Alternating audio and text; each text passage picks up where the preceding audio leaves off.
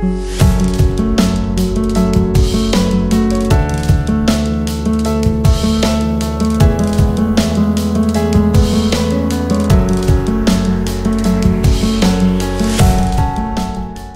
скотч, ако искате да си лепнете лекичко така и да го представите на другите, защото едно от най-важните умения на дизайнера е да представи своя проект.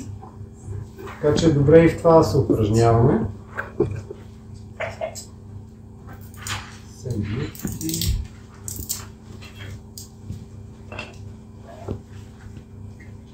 Човек да може така стегнато в рамките на 5 минутки да си представи това, което иска.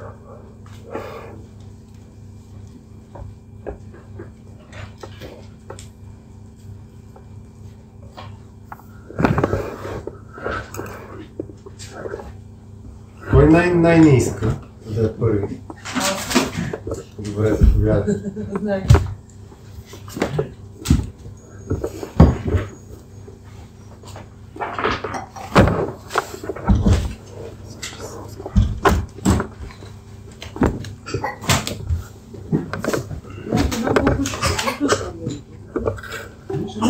Шестата ми е много груба.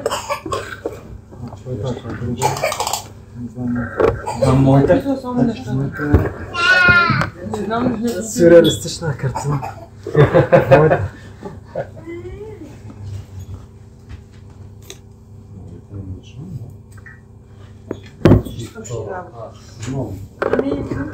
Няма толкова лично. На ромбоидно като се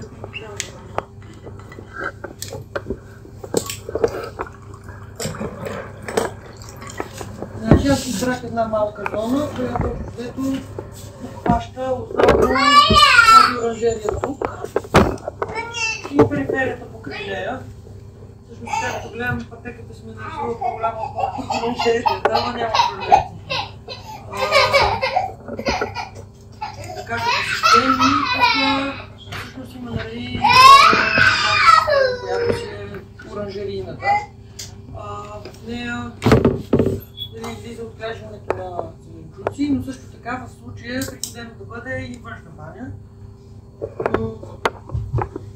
С Милчо си играхме с компаса, който беше дал на картата и стигнахме до извода, че тук е по-източно положението, като застанеш с гръб към вратата на оранжерието от тази страна тук. Тук са вложените дръвчета. Това също вече са други зони. Според мен, нали, чисто като зониране, това влиза в зона 1, тъй като най-малко заради банята. Слушайте, после да коментирате, да. Но все пак и преди които се отглеждат вътре. Говори за оранжерията, нали? Да. Като например домата би следвало да бъде посещавано наистина всеки ден, за да бъде поливано. Така че смятам, че е зона 1. В случая, да, зона 1 се очаква. В случая тук, нали, ако включим и това, което според мен е работилница, не съм сигурна. Също има ежедневна работа там, поне за този момент. Така че си е зона 1. Пътеката, която води до... това също като се дава с Ники. Кошките местят ли се? Да. Добре.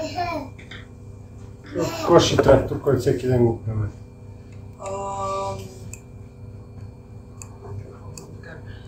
Гледай се това. Да, и аз това гледам. Системи, елементи, сектора на зони, склонове, микроклимати. Ами тези аз всъщност не ги казах просто, защото искам на склонове и на смисъл така полеви като застана. И приятелите ще за това ще помагат за това, с приятели. И всъщност за склонове по-мога да кажа нещо, но чисто визуално може да определиш. Тук е сравнително равно, въпреки че от тук насам, тук е по-високата част, т.е. склона е така. Но за микроклимата вече се затруднявам наистина, защото не знам как точно трябва да го определя. Тоест, някой може пътя на логиката. Според мен, да. По пътя на логиката тук е слънчево целодневно, то би трябвало да е топло климат, микроклимат. Вътре в самата оранжерия със сигурност е топъл климат, но оттам нататък не знам дали ми е правилна логиката изобщо. Мисля, че да, защото самата оранжерия сама по себе си е микроклимат. Да. И тя е съвсем различна цялото външно поле. Да, само че аз нещо, което се сещам, че точно от южната е страна, като ти си ги сложила там има дървета високи.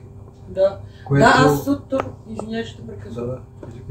Точно за това искам да те питам, за това те прекъсвам. Оранжерията е съобразена спрямо налични тези дървета или ти си ги засаждал? За засенчване ли са или просто са си били там и ти си избрал аз мога тази да кажа нещо, но според мен няма значение. В двата случая ти го решаваш. Смисъл, дали ще сложиш оранжерията спрямо дърветата или ще засадиш там дървета, ти пак спрямо да... Тоест няма да ги отрежеш. Мислиш взаимовръзката. Да. Защото ми изглежда все пак на някакви години. То всъщност не знам кога е сложена оранжерията, но при всички положения замисъла ми се струва, че да засенчва. Ние искаме да ги има, защото ако искаме ги нямаш, щяхме да ги отрежем. Да. Няма проблем. Има ли го елемента на засенчване от тяхна страна, който си да се опитваш да използваш или просто ти е по-удобно да е там? Според мен, да. Тоест, идеята, аз така сега като го говориш, като се я представям, както я видях преди малко.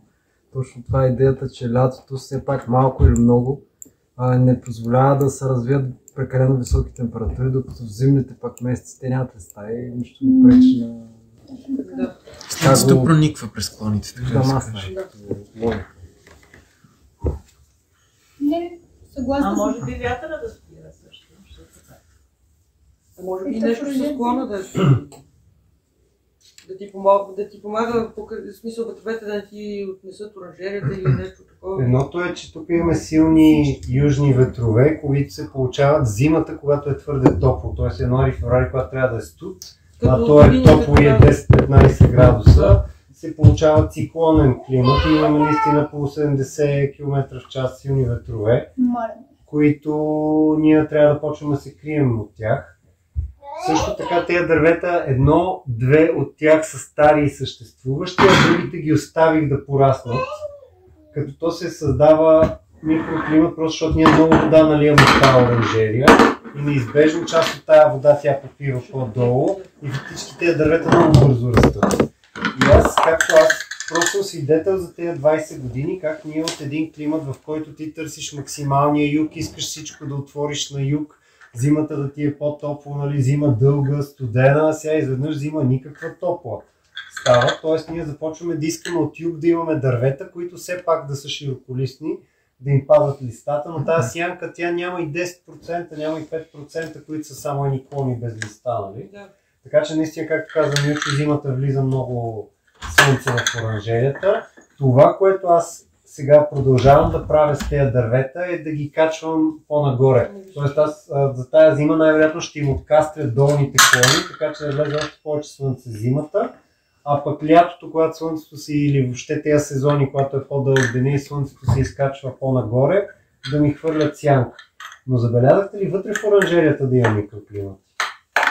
Ами да, при всички положения. Особено там, където е душа, там е по-влажно. Докато тук, това ми направи сега впечатление, то е нормално, нали, през деня да се отваря вратата. Тук е доста по-сухо, при пипера особено. Доста по-сухо. Така че си има микроклимат и вътре в самата оранжерия. Според мен. По принцип ние имаме микроклимат север-юг в оранжерията, т.е. оранжерията е изток-запад, т.е. дългата й страна е на юг, обаче с една съвсем малка промяна, а тази промяна е за да може оста на оранжерията да е между двата електрически, защото тук има стълб на електричеството, тук има стълб на електричеството, аз ползвам тези бетонни стълбове и съм опънал една тел, на която е преметната мрежата против градушка. Затова тази оранжерия не е абсолютно изток-запад, а е малко настрани, за да може, дори и така се получава, тя стои малко накриво на терасата, тук е по-тясно, тук е по-широко, но тя нарочно е малко завъртяна, за да мога да имам тая ос на стълбовете и просто да ползвам стълбовете като структура за един стълб, тук и тук. Какво се получава? Влезете в оранжерията, северната леха е с краставици и въобще кукурбитаце, тикови растения, а южната леха е с сиреноце с домати. Другото, което виждате е, че тук на южната леха е отдигнат найлон. Защото ако четем книгите на Кордюмов, той казва не слагайте краставици и домати в една оранжерията, имате нужда от различни микроклимати и е прав. Но ние постигаме два микроклимата в една оранжерия, защото вратите са отворени и тук е отворено и фактически става доста по-голямо проветрение на доматите. А от север тази повдигната леха, тя е заровила оранжерията, фактически тя е леко вкопана тук около половин метър. И краставиците, тук се получава влагозадържане всъщност, което е подкрепено и от душа. Тоест северната част на оранжерията е по-влажна от южната, а сега осезаемо като влезете, просто ще видите как изток и запад е по същия начин. Източната част ще е станала доста по-суха и тук обаче има и пипери и домати, т.е. тук краставиците са много по-зле, а пък тук сме пуснали, нарочно сме комбинирали душа с чайоте, с мексиканската краставица, защото това го забелязах последните години. Вместо ти да си купуваш примерно мрежа за 40% засенчване или 30%, като почнат големите жери и ти да опъваш една мрежа над оранжерията, ние сме сложили най-леката мрежа против градушка, която я махаме само когато ще пада сняг, за да не повреди снега. Но фактически ползваме чайотето. И сега има едно чайоте, но аз ще сложа и повече. Защото в момента влизаме в такъв климат, че може да се види, че дори доматите в тази част са много по-изобилни от към душа, защото просто жегите стават ненормални. Това, което имаме в момента като горешници, сега по принцип има 5 дни горешници, 3-5 дни. Сега тази лято имаше 25 дни горешници. Просто 25 дни с екстремно висока температура и дори най-старите хора го казаха, то бива то по 1-2 дена, но такова чудо. Последните 80 години те не са виждали да е толкова дълго време, толкова горещо. Затова е много добър вариант, вместо да ползваме мрежи за засенчване, просто да си посаждаме неща като чайотето, което на пролетта, когато ни трябва повече светлина, то до юни и до юли никакво го няма. То едва тръгва. Обаче август вече то е гръмнало отгоре и затова ползваме и по-високи оранжери, защото горещия въздух се задържа в горната част. И по този начин имаме тази скара отгоре, която виждате. Първо не се връзва доматите и второ чайотето си върви по скарата и ни създава една хубава плътна сянка и виждаме, че за краставиците, най-хубавите краставици са близо до него, а пък доматите също доста добре си дават всъщност в тази част. Това относно микроклиматите също тук между тези дървета, които нарочно са оставени за ветрозащита и за слънцезащита, като наистина идните години аз ще им махна долната част, така че зимата в късите дни да ни влиза слънцето още повече. Но тук е пепиниерата, както забелязвате, тук има корита, дървени рамки с найлон вътре, където има тук над 50 саксии с растения, което също прави едно изпарение и прави един влажен микроклимат тук и тук са тръгнали едни тикви, т.е. както виждате ние ползваме оранжерията, защото от компоста естествено излизат тикви. Обаче ти не искаш в оранжерията да имаш тикви, ще вземат много място и просто им бием шута, така че кора на тиквите е вътре, той се храни от капковото, от цялото това наторяване, защото не всеки седмица или всеки 2 седмици биодинамични торове, ефективни микроорганизми. Самото тяло на тиквата излиза отвънка и не ти пречи, така ще си търсиш тиквите тук. Така че имаме тук влажен сенчест микроклимат. Тук от север също по принцип би трябвало да е влажен, но то е много изпекло, затова адаптирайки се към климата, аз тук и тук ще сложа 3 гледичи. Тоест ще искам много високи бобови дървета. Значи тези акации са много благодарен, че ги оставих. Когато дойдох, тези акации бяха толкова високи и всички, махай го това не ти трябва. А сега виждам, тук не можеше да се стои, като ги нямаше. Тя толкова беше горещо. Запомняме, че високите дърва, високата сянка, тя е хладна. Мога пробваш да станеш под едно съвсем ниско дърво или си държиш един чадър над главата, голямата жега, те да ти е горещо. А високото дърво ти прави висока сянка под хладна. Затова относно микроклиматите, това има да добавя в този случай. Благодаря за зоната. Зоните ги каза, нещо вие посещате за мен, всичко е окей. Много добре го. Добре, махам я. И ако искате следващия да просто бам-бам да ги...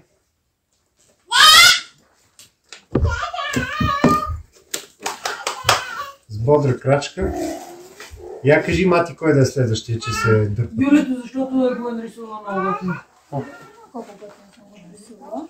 Да, супер съм нарисувала. И двете Юлето беше нарисували много готино. За чаш Поне ще това, правя което нещо те имат грозно сега нарисуване. Аз се колебая това дали е нещо между зона 2, но май според мен е зона 3. А ти взели си? Е, там има едно... Аз мислих, че оставила. Почти невидимо. Даже съм се откъсала някакви неща, които не ги знам, да да питам.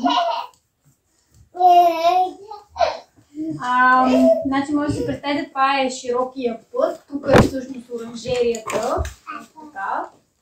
Така че това е пътя, където е къщата, от лявата страна цялата част. Така е направено, че да е на... Това е един по-широка пътека, която свършва при кошерите. И това е наклона, нали? Тук е наклона, т.е. това са като мини тераси, така да се каже, малки. Като тук е най-ниската част, а тук е нагоре към Баира, т.е. самата или голямата пътека, тя си върви нагоре към Баира. Това е склона. Така. Според мен е зона 3, защото тук са всичките овощни дървета, които ти преди това каза, нали, че отглеждате круши, сливи, ябълки и така нататък. Даже съм ги нарисувала. Много интересно, че тук в по-горната част има по-големи дървета и малки, които между тях са засадени. Навсякъде между дърветата има малини. Тук даже има една мрежа, която имаше от едната страна по другата страна домати, което беше интересно, защото най-вероятно всъщност слънцето идва от тази страна. Това е южно и югоизточно изложение цялото. Повечето дървета бяха круши, тук има млади круши, по-големи, по-малки. Следващата тераса тук има изключително много между дърветата, не само малини, имаше и касис някъде. Ето това растение, това какво е? Облепих. Не съм го виждала, ето тук. И още едно, което е това. Това е... Уистерия, може би. Вистерия глициния. А то за какво се ползва? Китайска акация, овивно бобово. Красота и фиксиране на азота. Да, може би сте го сложили Порасна още малко, ще има арка, за да минеш под арката. Тоест тези красивите гроздове лилави. На царския дворец ги има в... Добре, каква име? Те са между дървета, между младите дървета горе-долу. Да, бобово растение, добогатява почвата с азот. Почвата за дърветата, младите дървета. По принцип, пермакултурата на едно дърво да овощно се слага и бобово. Или някакво от азотофиксиращо. Да, бобовите са такива, да. Ами добре. Тук са пак по-малки пътеки. Интересното е, че тук е цяла като... Не е леха, но нали, има по-голяма денивелача, докато тук, където има по-малка, има и междинни пътечки. Тук има череша, след това видях, че има остатъци от салати, руколи, всякакви такива рачи, които в момента са цъкнали, нали са големи, но са били в началото, касис. Тук има ябълка, после има круша, голяма круша, малка круша, пак касис. Нали, пак по същия начин круша. Аз мисля, че бъркаш сините сливи, им казваш круша, защото всичко това са сливи. Не, има малки, които и са тук са сини сливи. Горите са сини сливи. Да, и тук. Ами там тук има на едно място ябълка, другите бяха малките дръвчета са круши. Възможно е, ще ги видим на терена. Не са круша за слива. Имаше една ли тласта пътека, какво беше круша сигурно, защото има... Да, круша беше, да. Това е гигантски хиномелис. Тук горе са сливи. Гигантска японска дюля. Дюля? Не се чудих, аз чудих за дюля в първия момент. Значи някои като ги круши и дюли трябва да ги видим. Тук горе са сливи, тук младите бяха по-скоро круши. Но има и тук изпускаме по някой път. Да, има. Ето това нещо, какво е?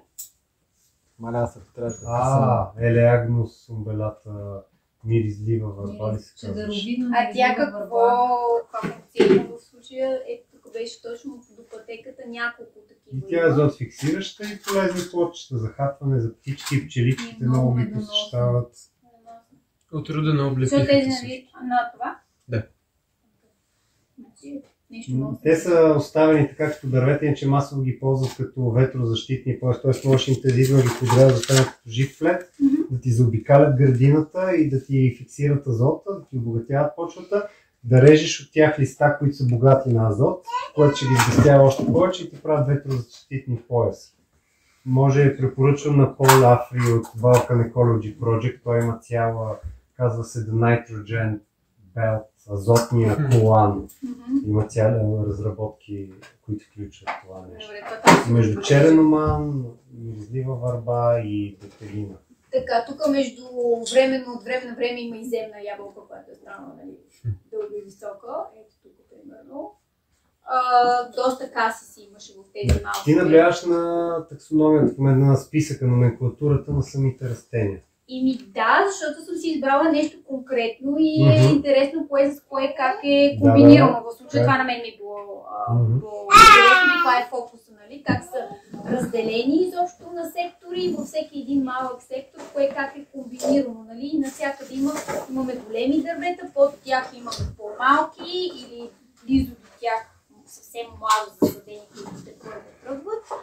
И тук на долния ред, вече където тук е оранжерията, тук са вече зеленчуците. Една голяма леха, която е с се редуват едно от друго тиквички и домати, което беше много интересна комбинация. Съм го виждал, чери домати, които са легнали, нали, не са дигнати. Земна ябълка и тук най-отдолу, тук има някаква ограда също с високи дървета, имаме нещо като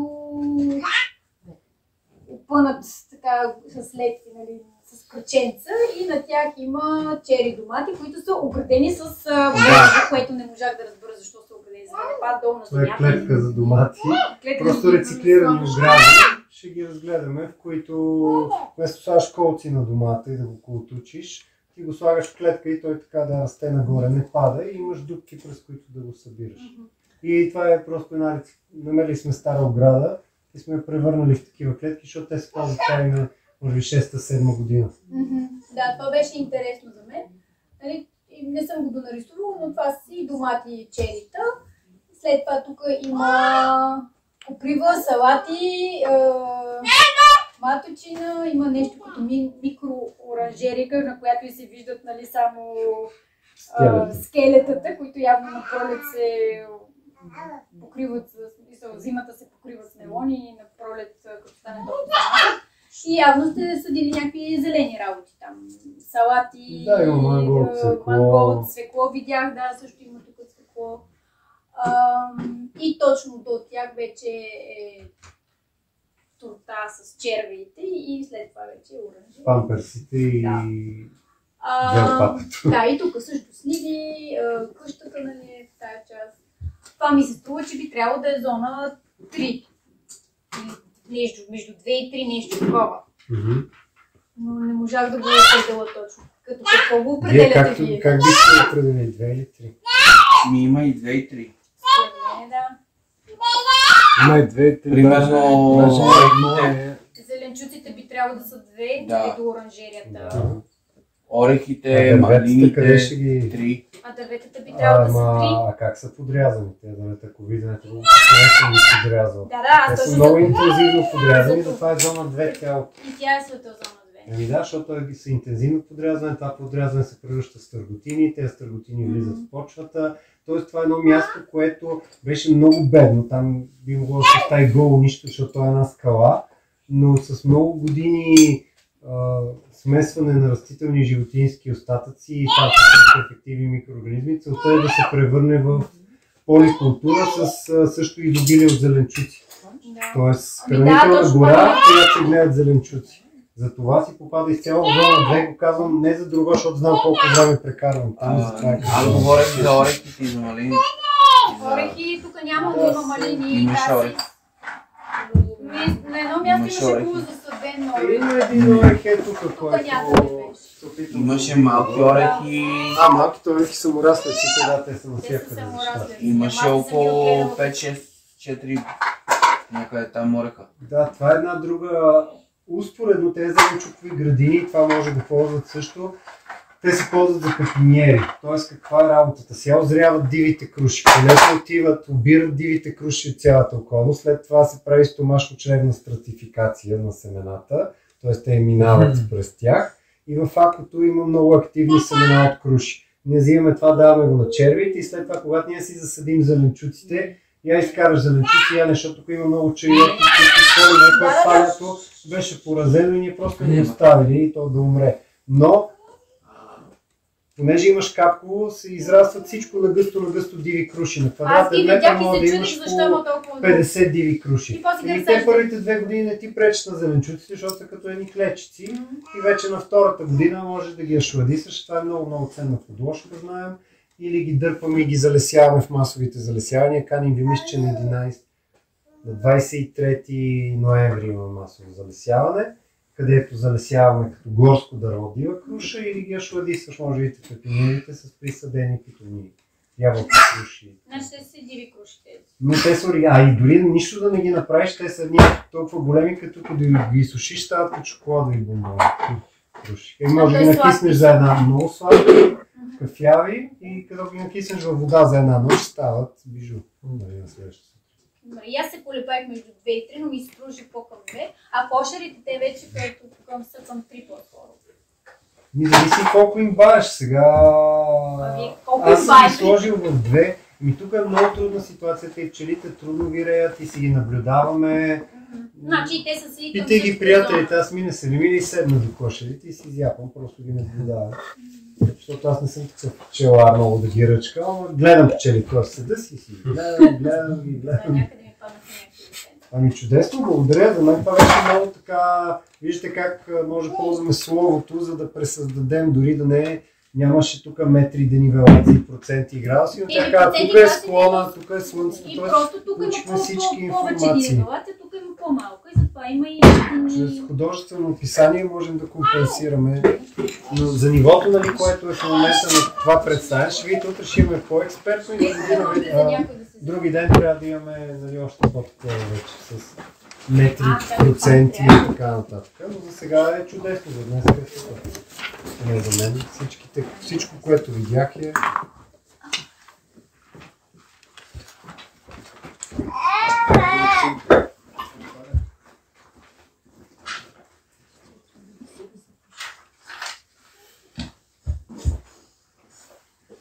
Така, сега може да включим примерно, той аз съм голям приказливец, и да кажем по 6 минути на презентация. Т.е. пускаме таймер и трябва 6 минути да си представиш идеята. Добре.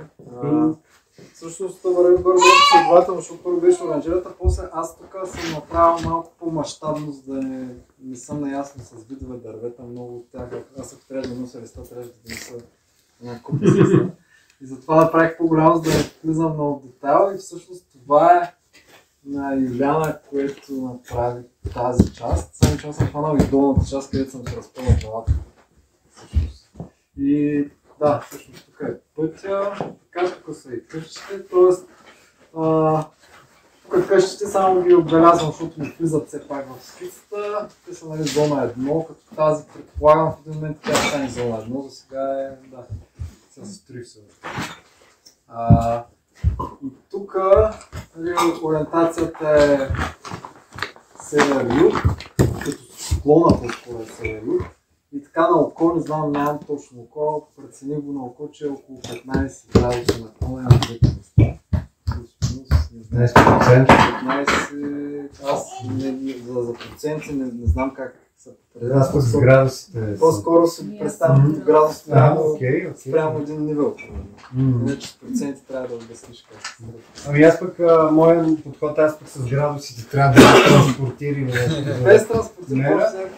За мен е много лесно, примерно ако на 10 метра имам 1 метър денивелация, значи това е 10%.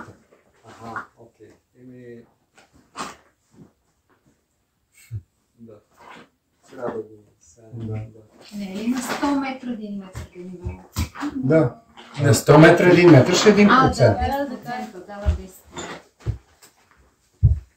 Тоест, примерно, ако от моята глава до твоята глава има около 3 метра и моята глава е с 1 метър по-ниско, аз съм с 30% денивелация линията между двете ми глави. Нали така е най-грубо. Но няма значение, това са... Да, тук да кажем сравнител. Интересното е, че от него надолу пък тръгва по-голям склон, по-голям процент на клон. Ще да го забеляза, че... Да, има точно тия пояси от дървета, които са и тук, така със силно съм отбелязал всъщност според мен така по-влажните микроклимати, най-идея по-хладните, като и от тази страна има дъбове. Тук също имаше тук на дъбчета и високи круши.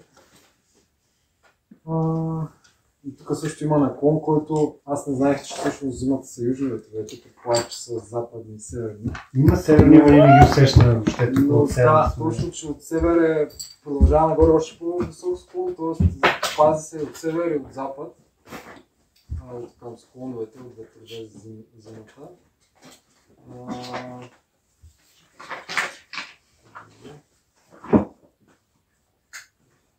Да, също заради това, че е на склон, заради това, че има доста разстояние, още по-висок склон над самия, пак като сектора на анализ вече, над самата скица на самия терен.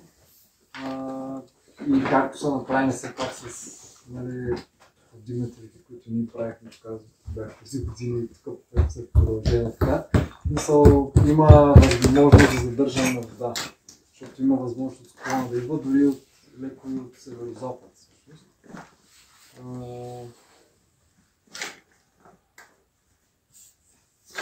Да, иначе като сектора на анализ това съм писал за водата от склоновете и за слънцегреенето, нали, че е от южната част. Сектора на анализ също ще беше споменал, че много се включват диви животни, предполагам от всякъде. Според мен сега просто ми прозира, ти като ми кажеш това, което ти си отбелязва с синьо, са най-влажните зони. Да. Ние имаме водозадържащи релефи, но там, където се намират най-големите дървета, техните корени най-много пробиват надолу, има най-много биомаса и освен това там всичко отгоре, аз съм сложил огради, долната ограда от тръния, горната от мрежа и фактически това са най-необработваните от човека места, с най-много падащи листа и с най-дълбоки корени. И цялата тази влага влиза навътре и аз сега даже си обяснявам, също това са големите денивелации. Повече или по-малко това е било стара нива, т.е. това е с по-малък склон. След това тук имаш рязко слизане с метър и половина-два, пак е склон, пак слизане с метър и това са така речени слогове от едно време. Но по слоговете растат тези дървета, които ние сме оставили. Именно тези дървета създават тези сенки, защото те засенчват южното нещо. И едновременно с това пък отдолу корените им разрохват и създават тези влажни микроклимати. А другото е, че когато от едно време си имал нивата, те са оряли. Постоянно 2 пъти годишно това се е оряло. И орейки, именно ерозията, която въобще е приключила тук почвите и ги направя толкова неплодородни, винаги прави така, че в долната част на нивата над слога е най-богатата, а горе е най-бедната. И тук се е комбинирало, че най-богатата почва, затова именно са в долната част повечето култури, които са, нали, имаш растения, които изпиват почвата, да речем тиква, те седмите сенки, царевица. Това е растения, които създават почвата, пък като житни, бобови, люцерни и такова. И затова тук са най-важните зони. Да. Човек най-много учи е така, като си говори с хора за собственото си име. И евентуално като зониране, да, тук зона 1, Тук преди малко обсъдихме 2 или 3, ти казах, че е по-скоро 2 тая част, заедно с оранжерията. Тук за мен едно работилницата, едно оранжерията и къщите са едно. Да, окей. И вече натам към разкраските и това става 2. Тук вече по-скоро може би 4. В момента. Да. Това е към къщата на Теодора всъщност и затова ние в момента не го ползваме. Така че реално е... това ще е нейната зона 1. Това е обаче... Да, защото тя е с тази къща. И когато тя си дойде, това е бъдещата и зона 1, която за нас в момента е 3-4. Там сметнали сме една ръж, нещо това. Дъхно се посадили сме дървета. Ами то ще 7 минути.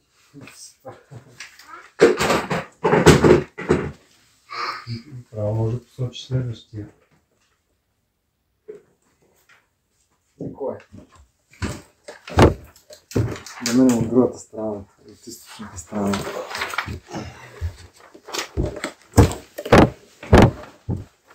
Остана това. Тихо малко, е някъде. Това ще ти дам едно.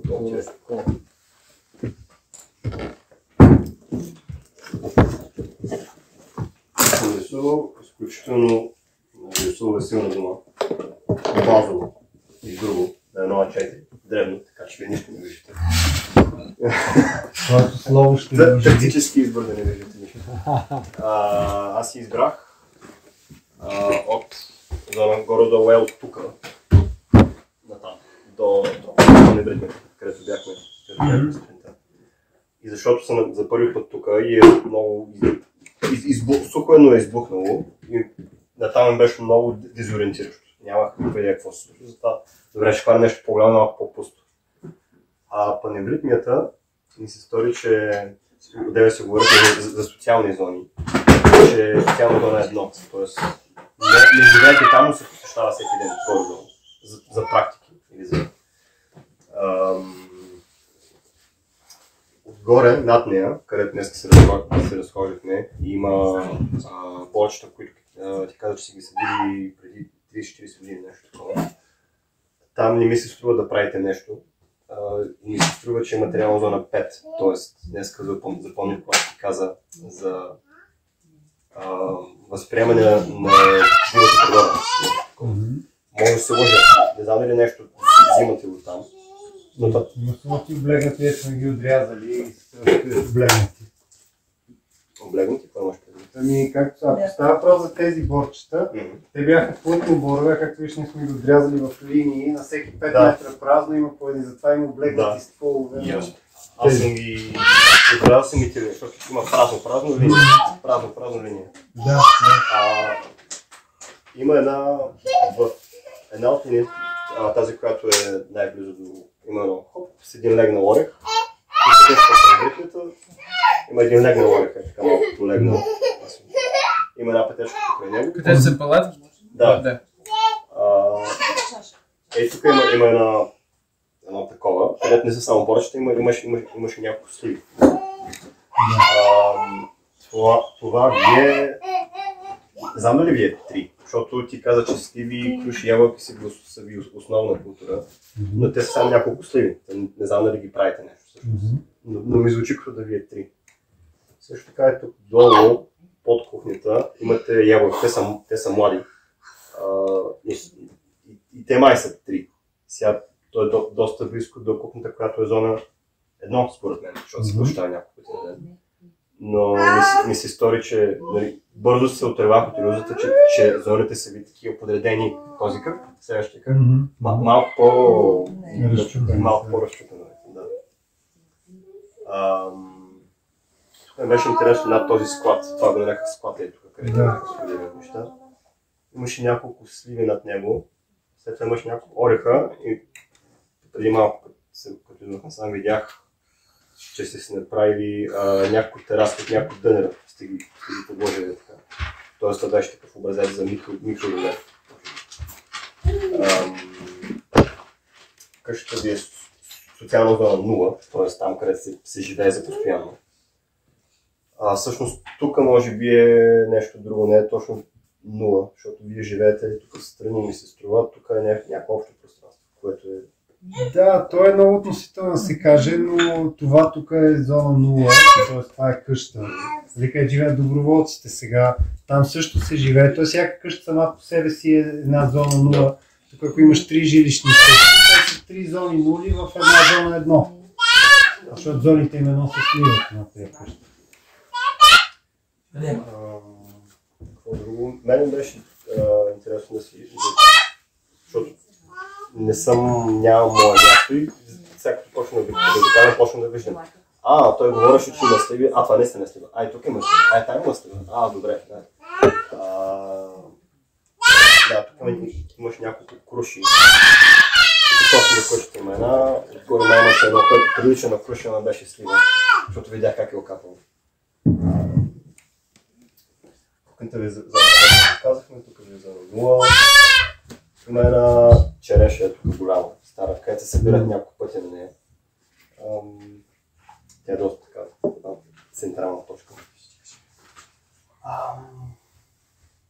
Да, малко от тук оттам каквото съм хвана и каквото съм забелязал, защото нямам много опит или речник. Нещо друго. Така като склон, като изложение. Изложението е предимно южно. Тук съм нарисувал на слънце, защото оттам изгива се. Да. От Южен склон, да. Тоест, ако там е изток и там е запад, това е предимно южно.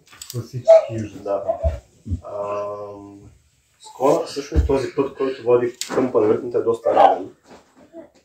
Малко, точно нагоре, където отива към боровете, може би 10-15%. После тук, където има един легнал орех, е малко по-стръмно, може би, не знам, 20-30 има една пътеша кръговичеща. Аз не знам така, защото е пътя към моята палатка. Затова ви говоря за легнали орехи. И също има много конска тор там, която днес не трябва да се събира. Браво, човек открил. Утре иска да се събира. Тоест релеф е променлив, с богат, така да се каже. Да. Много е шарен. Много е... Да, което още повече ме... Сега се предполагам, че ще спресат няколко дни. Да ме обърка това, да ме дозоризира, но в момента ми е... И аз си мисля, че до някакъв години ще спре да ме обърка. Не работи. Днеска утре. Има един фургон, тук, който може би сте го зарязали. Има ли някаква стойност? Той е... Как там живее Христо и Дуда? Добре, защото ми се стори изоставен. Имаш нещо докарали тук с толкова зорче. Как ще видя? Значи просто е стара, затова не изглежда. Стара, да.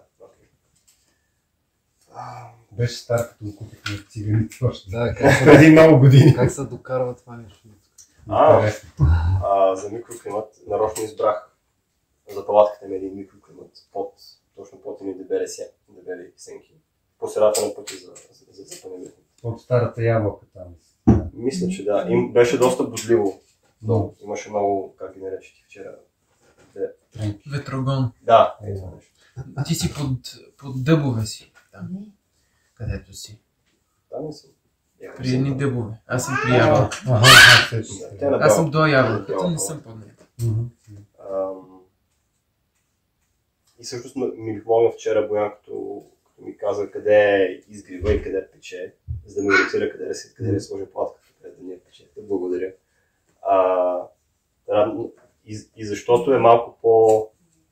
Всъщност имах друг избор, малко по-наляво, малко по-ниско дърво, имаше по-малко води. Избрал съм по-високо, където беше по-водливо и трябваше да прекарам повече време да го изчистим, но така знаем, че ще имам сянка и през по-голяма част от деня. Та ми беше полезно тази малка игра. Добре, там това предимство, обаче тук това предимство. От мен ги засегна всичките, а за бъдеще там коя зона е, нали, там тези са в момента зона 4, която се стремим да превърнем в 3. Да. И всичко това наистина ще стане ясно, ще става ясно постепенно, защото тук наистина е място, където така се преплитат социалните и другите, че и аз още си ги изяснявам, така че всичко е окей. Тук горе е зона 4, не защото имат нещо сезонно, защото е просто по-далече за това ли? 4. Спрямо колко често я посещаваме. Защото пък тя е към социална зона целокупно, т.е. това е проект, в който ние нищо не очакваме. Ходим там, когато имаме свободно време, даром да поработим, защото това ще е благотворителен проект на това бъдеще училище, което някои от вас видяха вече. Явно се е запечатало в астрала и ви се нашепва и на вас, което е добре. Благодаря.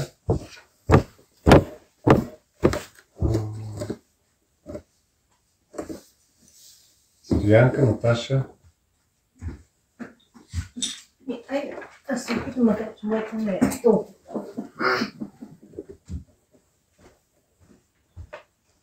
Оставих ти горе. Аз също взето. Тук горе стига до стълбите и до кухнята. Те са зона 1 според мен, обаче изведнъж долу е рязко зона 3. Защото наклонът е много голям. Просто там рязко има наклон.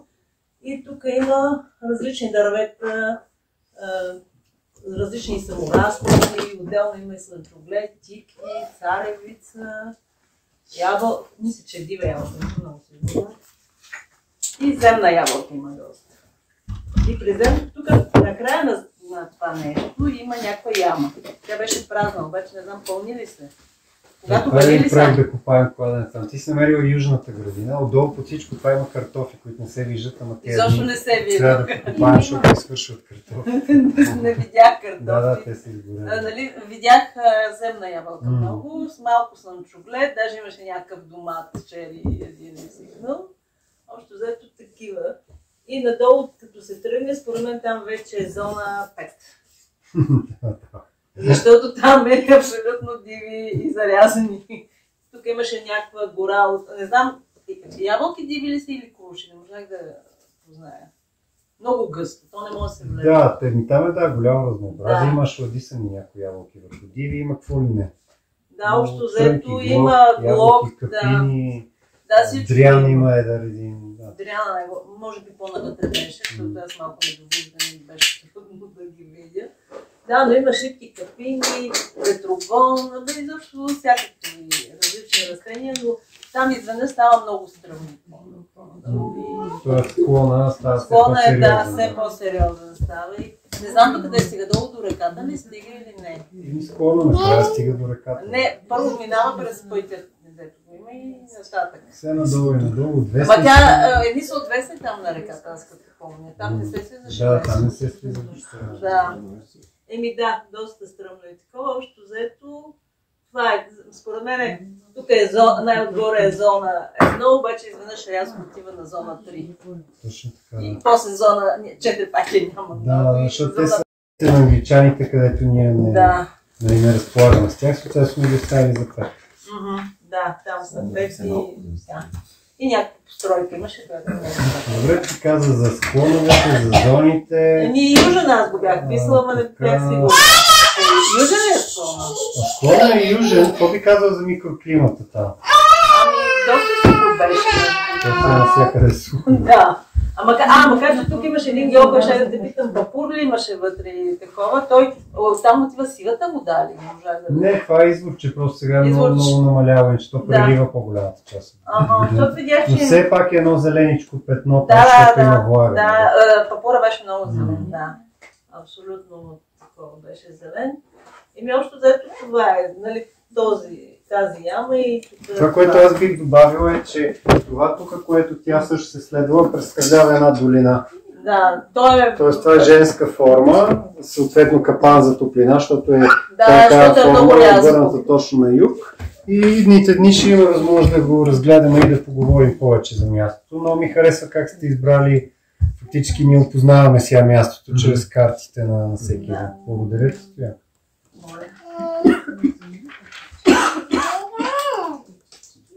Кой ще посочиш след тебе да си изгледа? Как беше ти? Не. Веселин. Веселин. Така, пак нищо не но започнах от къщата, където беше центъра и според мен тук е зона 1, отпред между къщите, включително кухнята. Така съм го обредил и има зона 2, която е там, оранжерията, зад оранжерията, всичките неща. Тази част. Пчелите не знам колко често се ходи до тях. Тях съм ги сложил в зона 2, просто защото не знам. Добре. И също от друга част зона 2 съм сложил тези неща, които са под кухнята, с зелената ябълка, лободата, тези неща. Да, и по-натам вече е зоната. Добре, това от към зоните. Нещо други някакви системи да виждаш в това, кое как е свързано?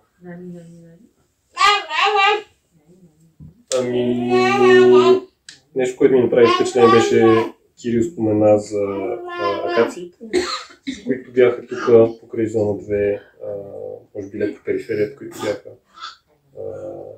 Той каза, че може би се задържа за позорни фиксатори. Аз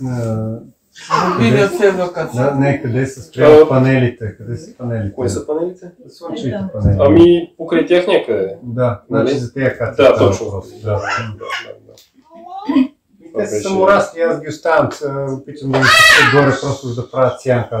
Все повече влизаме в климат, в който искам навсякъде да има високи дървета и вече по тях да си живеем живота. Иначе не може да става вече. А те колко високи могат да станат? Много да станат, зависи нали колко е здрава почвата и какви корени могат да развият, но ги виж нагоре, така зад този строеж горе, като се качиш, си има по 12 метрови акации и те ти правят. Листата им са древни и сянката е една много финна шарена сянка. Те се едно си опънал мрежи против градушка или за мрежи за засенчване, само че едновременно с това има и тор, защото произвеждат азот. Щупват силата на дъжда, на градушки, въобще правят една естествена защита и една естествена прохлада, която пък те знаем, че са първите, при първата слана ще им умрат листата, така че зимата въобще ги няма като листна маса. А тази листна маса като падне, тя самата е богата на азот.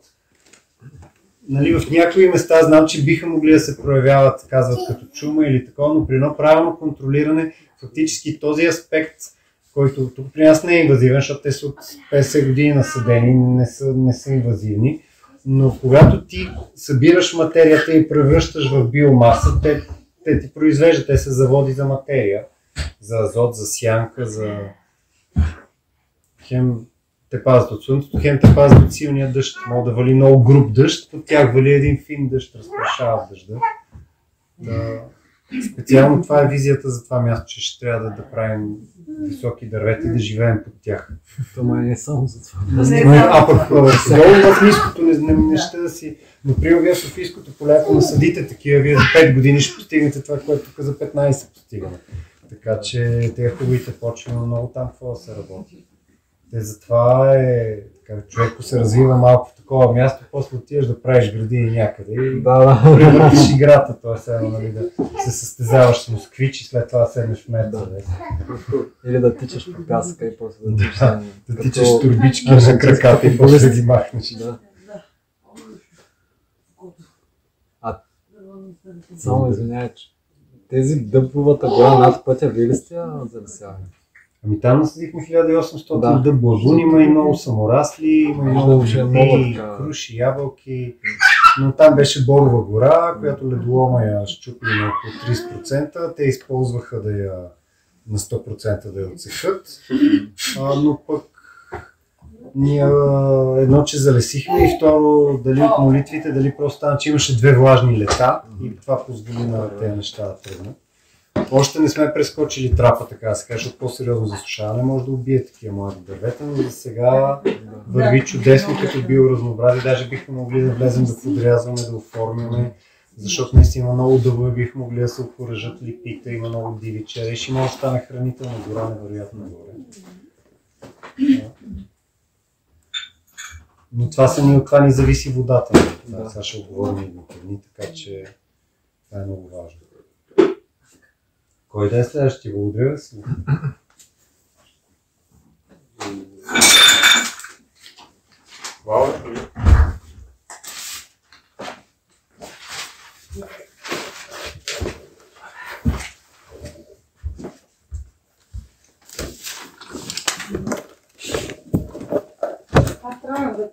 се разхождаме с където Юлия ви разказа, но установих, че не ги знам растенията там. Въобще не мога нищо да позная, освен тиквичките. Така че реших тук на тази чил зоната.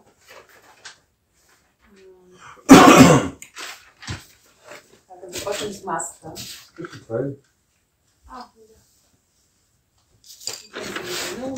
Това е масата с столчета. Много ми харесва тази зона, защото предразполага всеки, който е дошъл тук.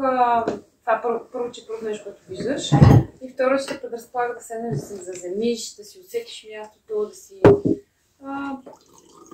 не знам, даже и гледката да погледнеш, въпреки че има дървета, не се вижда много. Много съм била с посоката, но доколкото мисля, че това е южно изложение. Има така хубаво дървета, които пазят сянка при най-големите жеги. Зона 1. Мисля, че се води зона 1. Понеже се минава тук всеки ден. Пролетта, като бяхме, имаше много готини, много красиви растения, цветя, от тези, които пазят вечна влага, вече не знам името, да си взехме от тях, си гледаме и ние. Алоe верата е много красиво, така вечно зелено растение. И да, различните пътечки, така са заформят едно като овал, това местенци там зад втория хамак. Има такива форми на овал и тия форми, ето ги гледахме малко с разчленяване в началото от природата. Поне разпознах някакви такива форми от природата. И да, всичко на това място предразполага към това да седнеш и наистина да си опънеш краката и да презаредиш след един доста интензивен работен ден. Като микроклимат нещо, как ти се стори, да речем, ако сравниш това място с друго място, с трето? Много сухо. Страшно сухо място. Поне така като усещане. Мисля, че почвата е много така неблагодарна. Защото тук си е скала, всичко е с това няма толкова много неща в Сакси. Да, тук е просто една скала. Камъняк, яко. Но все пак, ако сравниш, да речем, тази масичка с пъновете и хамаците с там, където е паркирана колата, където е на пряко слънце.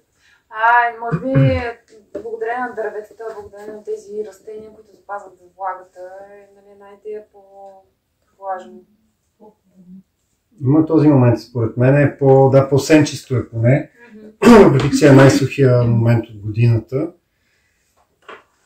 Комбинацията от това, че има високи сенки и от това, че има много саксии, които се поливат, съответно изпарява вода. Има още един аспект, който тази година не сме имали просто енергията да го направим. Тук всички пътеки в принцип ги застиваме с едно, когато си.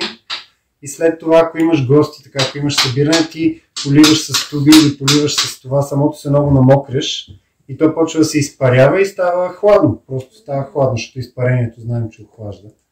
Това е един естествен климатик. И когато хората цяло лято ти ходят върху това сено, накрая обираш готов компост. Използваш хората да ти тъпчат по компост.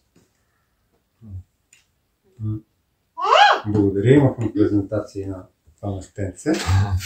Кой да е следващия? Това е банана. А банана го прибирате за... Да, сега вече има и бебета и едните ще ги изритаме отвънка, защото вече го размножихме. И ще ги тестваме. Докато беше само един, беше... Да, тук в коридора на 0 градуса е добре. Ама на минуси вече... При нас в селото има и хора, които имат банан и той е отвънка, но го увиват с тор. В нещо като пак някаква мрежа, такава естествена, и така се презимува и дори да е студено, нищо няма. То вече е по-голямо дърво, но така се го грижват за зимата. Да, то технически е към тревите и на много места ги гледат, като те умира горната част и избиват отдолу. Тоест е едно жито. Банана е трева. А бананите са житните зърна. Смокината ако замръзне, реално... Да. по същия начин, нали? Тя умира горната част. Да. Смокинята е неубиваема. Трябва да ти кажа, че изобщо аз не съм. Зависи. Те са много видови. Добре, кой е следващия? Лаура, кой ще посочиш да е следващия? Наташа.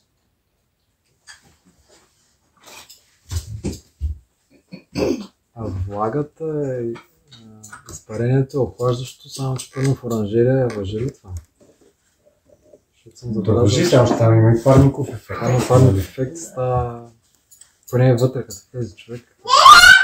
Като в Индия. Като цяло влажната жега я усещаме по-тежко от сухата жега.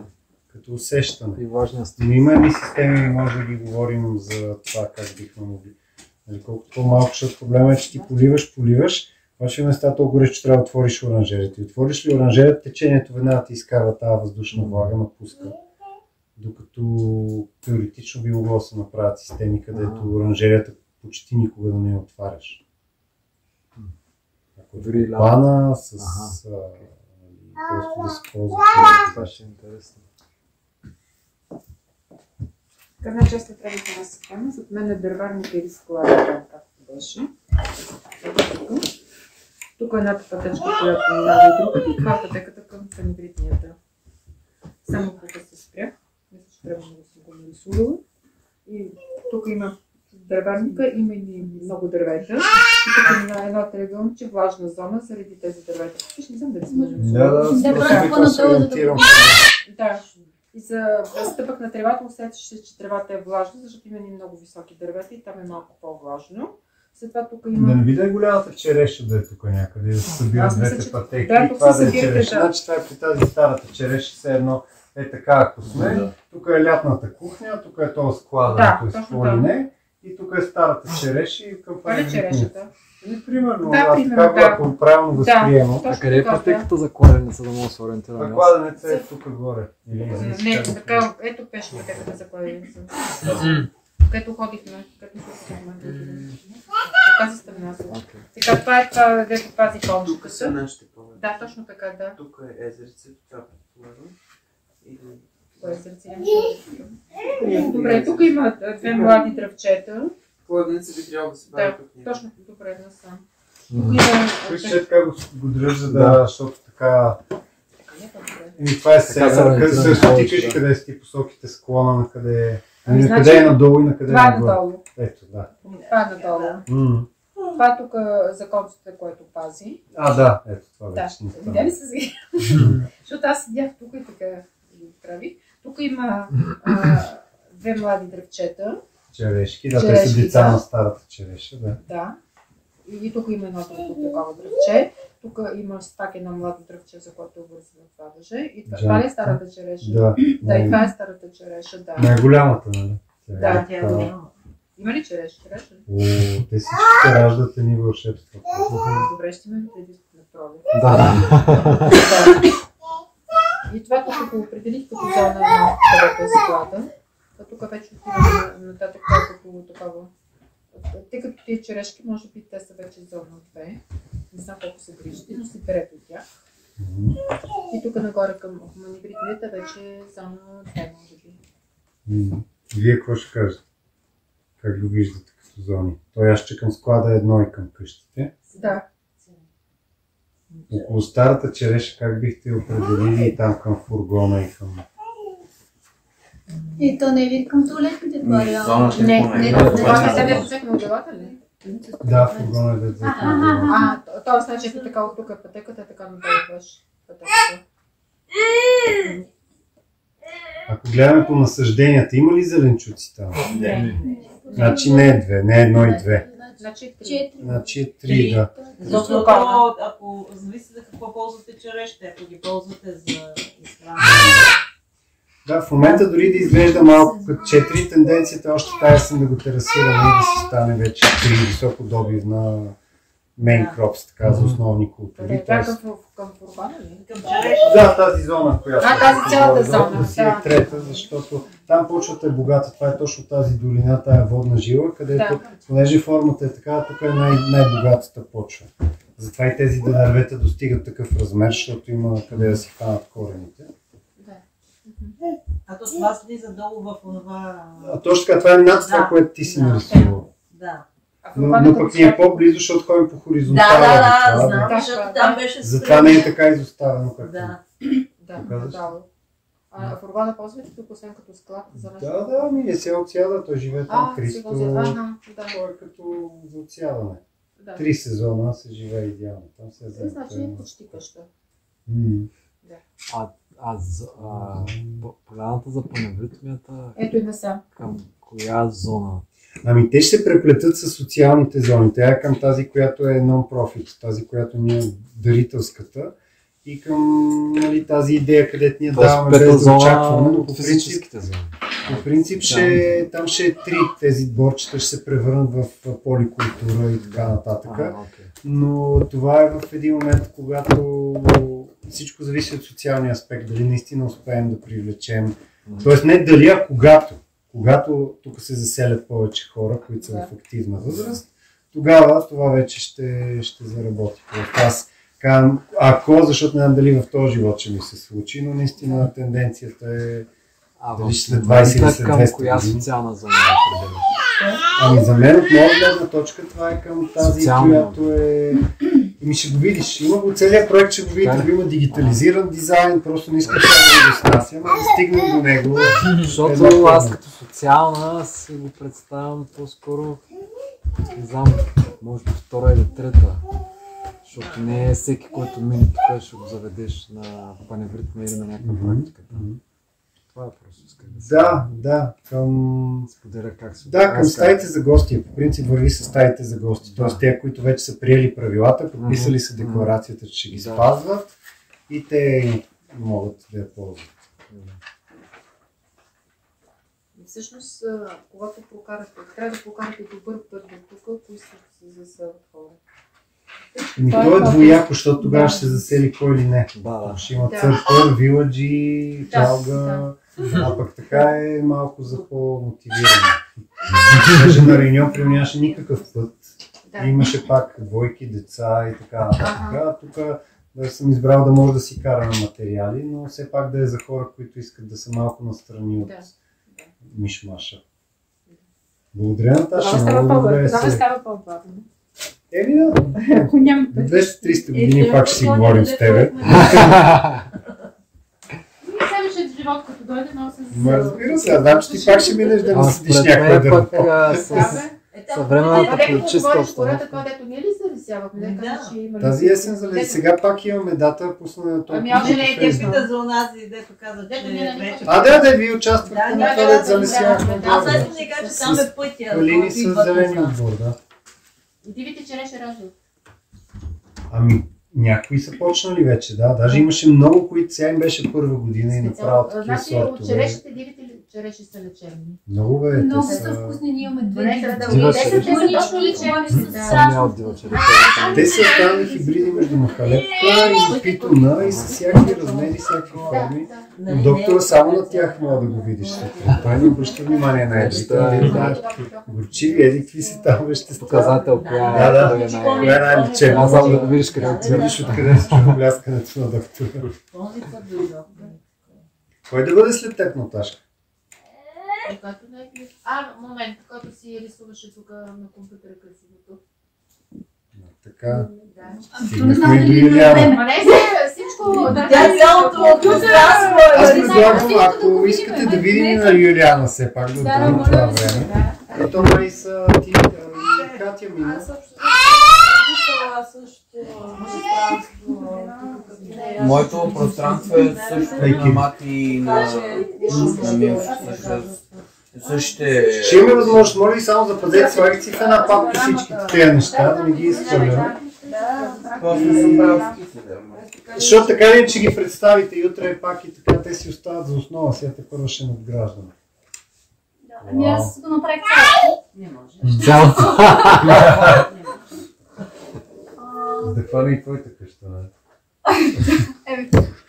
Някъде тук. Да, не знам, тук с червено са пътищата, пътеките, с зелено са дръвчетата, с синьо съм отбелязала по зоните, които е по-хладно. Тук с жълто са животни от взето, като конете не знаех къде да ги, към коя зона да ги. Защото може всеки ден да ги наглеждаш, ама може, дето казваш, и да не ги, така че не знам реално. Начинът, по който в момента ги гледаме, да, те са си, трябва сутрин и вечер да им се обръщат. Ние го съчетаваме с събиране на тор, просто на място, където ни трябва да правим почва, това събираме. Да, тук кошките как се местят. Тук при орехите забелязах, че е най-хладно като цяло. Навсякъде. Орехите държат много. Тук има и на къщите ни, кое е личното пространство, кое има за гости къщи. Така се стрелки горе-долу с клоновете. Да знам къде е по-равно, къде е по-стръмно. Не знам. Да, също не знам колко често се обслужва нещо, така че не знаете към коя зона тя да рисуваме. То всичко е много площо, нали? Ние имаме как ще бъде за в бъдеще, а и какво правим в момента, така че... Да, това е като приемна. Да. Нали казах, дизайна не е това, което си постигнал вече, а то е смес между визия, която активно се изпълнява. Ако нещо да си го мечтаеш, никога няма го пипнеш, не е, но ако нещо... Аз по-скоро това, което виждам по себе, че на тази база мога да кажа, това мога да го променим или... Ти си направила снимка в момента. Да, това, което е. За мен е много ценна, ще си я разгледам и още. Аз искам да я снимам. Стръмно. Равно. Севар. Да, където има високи дървета, по-хладно по-тях.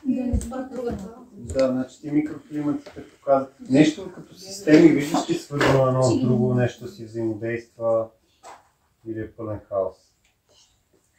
Това не съм мислила, но... Системи тук червите, където са, нали, са близко до леките, да кажем. Да, това е точно така. Друго... Не знам, а водата тук е на високо, нали? Водата е на високо. Да, да има налягане към баните. А това тук не знам какво те за нас може да изглеждат елементарни, но на хората това те няма как да си го... Много хора не го знаят, така че трябва да... Кое? Да, тук какво ще е над къщата, това, което построите се. Това сега пионерската къща и е с малко семейно жилище, където да живеят хората, докато си построят тяхна къща.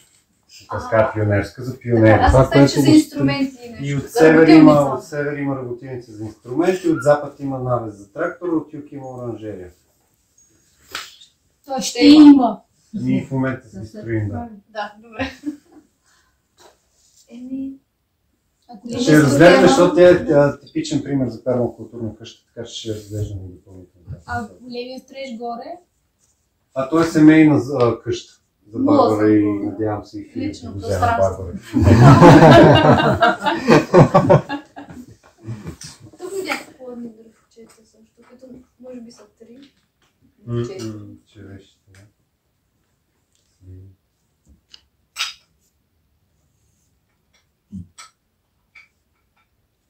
Добре, системи, секторен анализ, имаше склонове, микроклимати, зони и добре.